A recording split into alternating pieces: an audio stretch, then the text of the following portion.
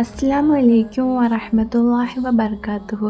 ഇന്നത്തെ വീഡിയോയിൽ ഞാൻ കുറച്ച് ദിക്റുകളാണ് പറയുന്നത്, പിന്നെ കുറച്ച് കമൻസിൻ്റെ റിപ്ലൈയും കൂടി പറയുന്നുണ്ട്.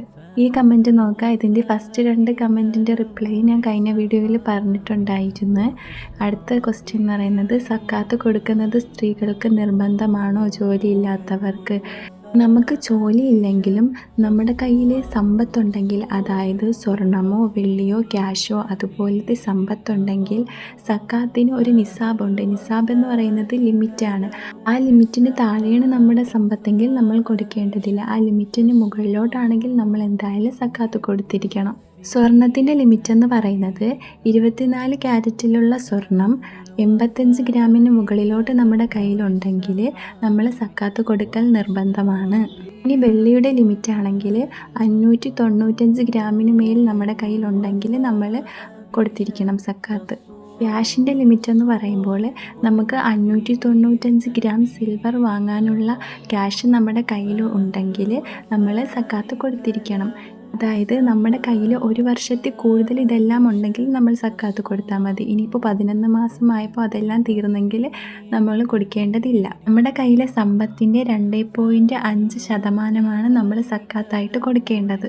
2.5% എന്ന് വെച്ചാൽ 100നെ 40 കൊണ്ട് ഡിവൈഡ് ചെയ്യുമ്പോഴത്തേക്കുമാണ് നമുക്ക് 2.5 കിട്ടുന്നത്. അപ്പോൾ നമ്മുടെ കയ്യിലുള്ള സമ്പത്ത് സക്കാത്തിൻ്റെ ലിമിറ്റിനെക്കാട്ട് കൂടുതലാണെങ്കിൽ നമ്മൾ ആ സമ്പത്തിനെ 40 വെച്ച് ഡിവൈഡ് ചെയ്യുമ്പോൾ നമുക്ക് എത്ര കിട്ടും അത്രയാണ് നമ്മൾ സക്കാത്തായിട്ട് കൊടുക്കേണ്ടത്. ഇനി അടുത്ത ക്വസ്റ്റ്യൻ എന്ന് പറയുന്നത്, റമളാൻ മാസത്തിൽ വേറെ എന്തെല്ലാം സൽക്കർമ്മങ്ങൾ ചെയ്യണം പുണ്യം കൂടുതൽ ലഭിക്കാനെന്ന്.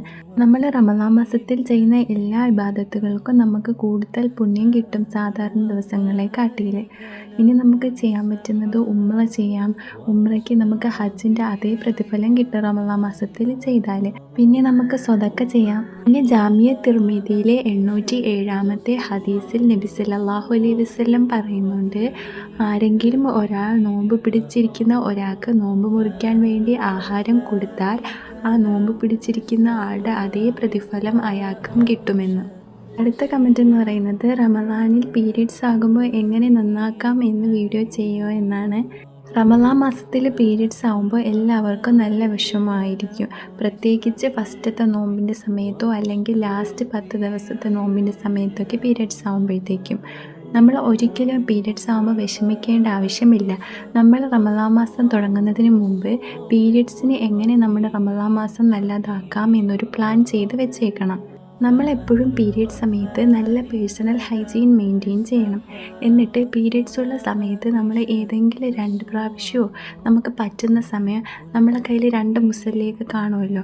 അപ്പോൾ ഒരു മുസല്ലയിൽ നമ്മൾ ഇരുന്നിട്ട് നല്ല ഡ്രസ്സൊക്കെ ഇട്ടിട്ട് നമ്മൾ ദിക്റുകളും ദുആകളും എല്ലാം ചെയ്യണം. ഇങ്ങനെ ചെയ്യുമ്പോഴത്തേക്ക് നമ്മൾ വെറുതെ ഒരു സ്ഥലത്തിരുന്ന് ദിക്റുകളും ദുആകളും ചൊല്ലുന്നതിനെക്കാട്ടി അള്ളാഹുവിൻ്റെ അടുത്ത് അടുപ്പം തോന്നും നമുക്ക് ഇതുപോലെ ചെയ്യുമ്പോൾ. പിന്നെ നമ്മൾ അല്ലാതെ ജോലിയൊക്കെ ചെയ്യുന്ന സമയത്ത് നമുക്ക് ഖുർആൻ റെസിറ്റേഷൻസൊക്കെ കേൾക്കാം. അപ്പോഴും നമുക്ക് നമ്മുടെ മനസ്സ് അള്ളാഹുവിലോട്ട് കൂടുതൽ അടുപ്പിക്കാൻ പറ്റും. പിന്നെ നമ്മൾ നോമ്പ് മുറിക്കാൻ വേണ്ടി ഫുഡൊക്കെ ഉണ്ടാക്കുമല്ലോ നമ്മുടെ വീട്ടിൽ വേറെ ആൾക്കാർക്കൊക്കെ നോമ്പുള്ളത് കൊണ്ട്. അപ്പോൾ നമുക്കും നോമ്പ് പിടിച്ച ആളുടെ അതേ പ്രതിഫലം കിട്ടുമല്ലോ. പിന്നെ ഈ സമയത്ത് നമ്മൾ ഇസ്ലാമിനെ കുറിച്ച് പുതിയതായിട്ട് എന്തെങ്കിലും പഠിക്കാൻ ശ്രമിക്കണം. അല്ലെങ്കിൽ നിങ്ങളുടെ മനസ്സിൽ ഡൗട്ടുള്ള കാര്യം അതെടുത്ത് ഒന്നുകൂടി പഠിക്കാൻ ശ്രമിക്കണം. പഠിക്കാൻ വേണ്ടി നിങ്ങളുടെ കയ്യിൽ ഒന്നുമില്ലെന്ന് നിങ്ങൾ വിചാരിക്കരുത്. നിങ്ങളുടെ കയ്യിലിരിക്കുന്ന ഫോൺ മാത്രം മതി നമുക്ക് ഇസ്ലാമിനെ കുറിച്ച് കൂടുതൽ പഠിക്കാൻ വേണ്ടിയിട്ട്. എങ്ങനെ പഠിക്കണമെന്ന് നിങ്ങൾക്ക് അറിയത്തില്ലെങ്കിൽ ഞാൻ ഒരു വീഡിയോ ചെയ്തിട്ടുണ്ട്, എങ്ങനെയാണ് നമ്മുടെ ഫോൺ വെച്ച് ഇസ്ലാമിനെ കുറിച്ച് ഹദീസുകളും ഖുർആൻ്റെ ആയത്തൊക്കെ മനസ്സിലാക്കുന്നതെന്ന്. ആ വീഡിയോ കണ്ടാൽ നിങ്ങൾക്കും മനസ്സിലാവും ഓരോ ടോപ്പിക്കൊക്കെ എടുത്ത് എങ്ങനെയാണ് ഇസ്ലാമിനെ കുറിച്ച് പഠിക്കേണ്ടതെന്ന്. ഞാൻ വേണമെങ്കിൽ ആ വീഡിയോ കമൻറ്റിൽ പിൻ ചെയ്തിടാം. ഇനി അടുത്തത് ഈ കമൻറ്റ് നോക്കാം. ഒരു സംശയം, ചില ദിവസം ഡ്രസ്സ് എടുക്കാൻ പാടില്ലെന്ന് പറഞ്ഞ് കേൾക്കാം. അത് ശരിയാണോ? സാറ്റർഡേ, സൺഡേ, ട്യൂസ്ഡേ ഇതുപോലെയുള്ള ദിവസങ്ങളിലെന്ന്.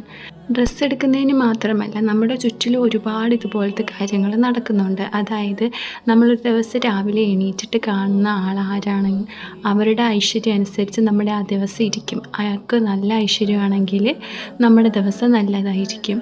ഇനി ആ ദിവസം നല്ലതല്ലെങ്കിൽ അത് ആ ആളുടെ ഐശ്വര്യമില്ലാത്തത് കൊണ്ടാണെന്ന് പറയും. പിന്നെ ഒരു കുട്ടി ജനിച്ചാൽ അവരുടെ സമ്പത്തൊക്കെ പോയാൽ അത് ആ കുട്ടിയുടെ ഐശ്വര്യക്കേടാണെന്ന് പറയും.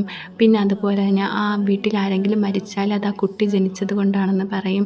അല്ലെങ്കിൽ ഒരു വീട് വെച്ചിട്ട് കന്നി മൂലയിൽ എന്തെങ്കിലും വെച്ചുകൂടാ, അങ്ങനെയൊക്കെ വിശ്വസിക്കുന്നവരുണ്ടല്ലോ. ഇങ്ങനെ ഇസ്ലാമിലുണ്ടെന്ന് നിങ്ങൾ വിശ്വസിക്കുന്നുണ്ടോ? നിങ്ങൾ നിങ്ങളുടെ നോർമൽ ബുദ്ധി വെച്ചൊന്ന് ആലോചിച്ച് നോക്കൂ. അങ്ങനെ ഒരു വ്യക്തിയുടെയോ വസ്തുവിൻ്റെയോ മൃഗത്തിൻ്റെയോ അല്ലെങ്കിൽ ദിവസത്തിൻ്റെയോ ഐശ്വര്യമോ ഐശ്വര്യക്കേട് കൊണ്ടോ നമ്മുടെ ജീവിതത്തിൽ നല്ലതോ അല്ലെങ്കിൽ ചീത്തയായ കാര്യങ്ങളോ സംഭവിക്കാമെങ്കിൽ പിന്നെ എന്തിനാണ് അള്ളാഹു സ്വർഗവും ഭൂമിയും സൃഷ്ടിക്കുന്നതിന് 50,000 വർഷം മുമ്പ് നമ്മുടെ വിധികളെല്ലാം എഴുതി വെച്ചിരിക്കുന്നത്? ഇത് നമുക്ക് നോർമലായിട്ട് ചിന്തിച്ചാൽ മനസ്സിലാവുന്ന കാര്യമാണ്. ഇനിയിപ്പോൾ നമുക്ക് ചിന്തിക്കേണ്ട നബി സല്ലല്ലാഹു അലൈഹി വസല്ലം പറഞ്ഞത് എന്താണെന്ന് നോക്കാം. സ്വഹീഹ് അൽ ബുഖാരിയിലെ ഹദീസ് 5757 നബി സല്ലല്ലാഹു അലൈഹി വസല്ലം വ്യക്തമായിട്ട് പറഞ്ഞിട്ടുണ്ട്, ഒരു വസ്തുവിൻ്റെയോ ഒരു വ്യക്തിയുടെയോ ഒരു മൃഗത്തിൻ്റെയോ ഒരു സ്ഥലത്തിൻ്റെയോ പേരിൽ ഒരു ഐശ്വര്യക്കേടും ഉണ്ടാവില്ലെന്നും. നമ്മളെ എല്ലാവരുടെയും ജീവിതത്തിലെ എല്ലാ കാര്യങ്ങളും ആദ്യമേ തന്നെ രേഖപ്പെടുത്തിയിട്ടുള്ളതാണ്. അത് ഒരു വ്യക്തിയുടെ കണ്ടെന്ന് പറഞ്ഞിട്ടോ അല്ലെങ്കിൽ ഒരു സ്ഥലത്തിൻ്റെ പേരിലോ മാറാൻ പോണില്ല. അപ്പോൾ ഇസ്ലാമിൽ ഇങ്ങനെ ഐശ്വര്യമില്ലാത്ത സ്ഥലങ്ങളോ ദിവസങ്ങളോ വസ്തുക്കളോ ഒന്നുമില്ല. അങ്ങനെ നമ്മൾ വിശ്വസിക്കുകയും ചെയ്യരുത്. അങ്ങനെ നമ്മൾ വിശ്വസിക്കുന്നുണ്ടെങ്കിൽ അത് ഷിർക്കാണെന്ന് നബി സല്ലല്ലാഹു അലൈഹി വസല്ലം 3 പ്രാവശ്യം പറഞ്ഞിട്ടുണ്ട്. ഇത് ജാമിയ തിർമിദിയിലെ ഹദീസ് 3910 രേഖപ്പെടുത്തിയിട്ടുണ്ട്. ആരെങ്കിലും ഇങ്ങനെ വിശ്വസിച്ച് പോയിട്ടുണ്ടെങ്കിൽ അള്ളാഹുവിനോട് ആത്മാർത്ഥമായിട്ട് തൗബ ചെയ്യണം. കാരണം ഷിർക്ക് എന്ന് പറയുന്നത് അത്രയ്ക്കും വലിയ തെറ്റാണ്. സൂറ അൻ-നിസായിലെ 48-ാമത്തെ ആയത്തിൽ അള്ളാഹു വ്യക്തമായിട്ട് പറയുന്നുണ്ട്, തീർച്ചയായും ഞാൻ ഷിർക്ക് ഒരിക്കലും പുറത്തു കൊടുക്കുകയില്ല. അതൊഴിച്ച് ബാക്കിയുള്ളതെല്ലാം അള്ളാഹു വിചാരിക്കുന്നവർക്ക് പുറത്തു കൊടുക്കുമെന്ന്. ഒരിക്കലും നമ്മൾ ഷിർക്കിനെ നിസ്സാരമായിട്ട് കാണുകയേ ചെയ്യരുത്. ഞാൻ പറഞ്ഞില്ലേ, ഈ റമദാനിൽ നിങ്ങൾ എന്തെങ്കിലും ഇസ്ലാമിനെ കുറിച്ച് പുതിയതായിട്ട് പഠിക്കണമെന്ന്. നിങ്ങൾ എല്ലാവരും ഷിർക്ക് എന്താണെന്ന് മനസ്സിലാക്കാൻ ശ്രമിക്കണം. ഷിർക്ക് ഏതൊക്കെ രീതിയിലാണുള്ളതെന്നും മനസ്സിലാക്കാൻ ശ്രമിക്കണം. ഇന്നത്തെ വീഡിയോയിൽ ഞാൻ പറഞ്ഞ ഖുർആനിക് ആയത്തുകളും ഹദീസ് നമ്പരും ഒക്കെ പറഞ്ഞിട്ടുണ്ടല്ലോ.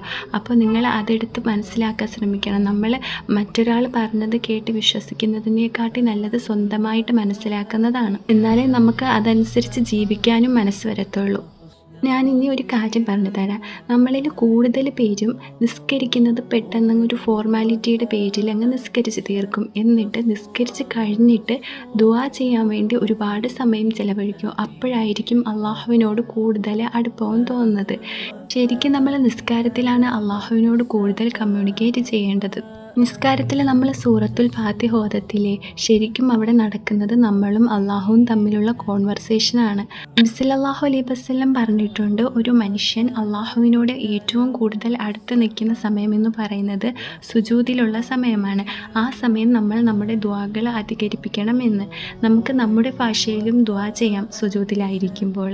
ഇനി നമ്മൾ നിസ്കരിക്കുമ്പോൾ സുജൂദിലെ സമയത്ത് നമ്മൾ അള്ളാഹുവിനോട് ദുആ ചെയ്യണം. അപ്പോൾ നമുക്ക് നിസ്കാരത്തിൽ അള്ളാഹുവിനോട് ഒരുപാട് അടുക്കുന്നതായിട്ടൊക്കെ തോന്നും. പിന്നെ നിങ്ങൾ നിങ്ങളുടെ ജീവിതത്തിൽ എന്നും ഖുർആൻ ഓതുന്നത് പതിവാക്കണം. അത് നിങ്ങളെ അള്ളാഹുവിലോട്ട് കൂടുതൽ അടുപ്പിക്കും. ഞാൻ എൻ്റെ ജീവിതത്തിൽ നിന്ന് പറയുന്നതാണ് ഇത്. പിന്നെ എനിക്ക് കുറച്ച് കമൻറ്റ് വന്നിട്ടുണ്ടായിരുന്നു, നമുക്ക് ഡെയിലി ചൊല്ലാൻ പറ്റുന്ന ദിക്റുകൾ പറഞ്ഞു കൊടുക്കുമെന്ന്. ഈ വീഡിയോയിൽ ഞാൻ കുറച്ച് പറയാം, പിന്നെ ബാക്കിയുള്ളതെല്ലാം ഞാൻ പോസ്റ്റായിട്ട് ഇടാം. ഒന്നാമത്തത് സുബ്ഹാനല്ലാഹി വബിഹംദിഹി. ഈ ദിക്ർ ആരെങ്കിലും 100 പ്രാവശ്യം ഒരു ദിവസം ചൊല്ലിയാൽ അയാളുടെ എല്ലാ പാപങ്ങളും അള്ളാഹു പുറത്തു കൊടുക്കും. ഒരു കടലിൻ്റെ നുരയെക്കാട്ടി കൂടുതലാണെങ്കിൽ പോലും തെറ്റുകൾ അള്ളാഹു പുറത്തു കൊടുക്കുമെന്ന് നബി സല്ലല്ലാഹു അലൈഹി വസല്ലം പറഞ്ഞിട്ടുണ്ട്. അടുത്തത് ബിസ്മില്ലാഹില്ലദീ ലാ യദുറു മഅസ്മിഹി ശൈഉൻ ഫിൽ അർദി വലാ ഫിസ്സമാഇ വഹുവസ് സമീഉൽ അലീം.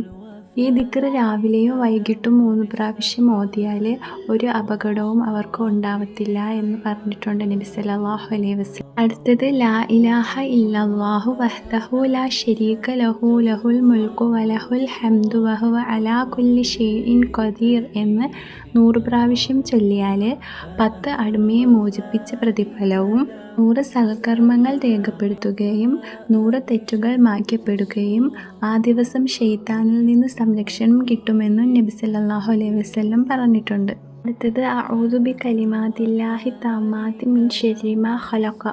ഏതെങ്കിലും സ്ഥലത്തൊക്കെ പോകുമ്പോഴത്തേക്കും ഈ ദിക്ർ ചൊല്ലിയാൽ ഒരു അപകടവും നമുക്ക് ഉണ്ടാവില്ലെന്ന് നബി സല്ലല്ലാഹു അലൈഹി വസല്ലം പറഞ്ഞിട്ടുണ്ട്. അടുത്തത് സുബ്ഹാനല്ലാഹി വബിഹംദിഹി അദദ ഖൽഖിഹി വജിദാ നഫ്സിഹി വസിനത അർഷിഹി വമിദാദ കലിമാത്തിഹി. ആരെങ്കിലും ഒരു ദിവസം 3 പ്രാവശ്യം ഈ ദിക്ർ ചൊല്ലിയാൽ ഒരാൾ ഒരു ദിവസം മുഴുവനിരുന്ന് ദിക്ർ ചൊല്ലുന്നതിനെക്കാട്ടി തൂക്കം ഈ ദിക്റിനായിരിക്കും എന്ന് നബി സല്ലല്ലാഹു അലൈഹി വസല്ലം പറഞ്ഞിട്ടുണ്ട്. അടുത്ത വീഡിയോ ഇത്രയേ ഉള്ളൂ. Thank you for watching.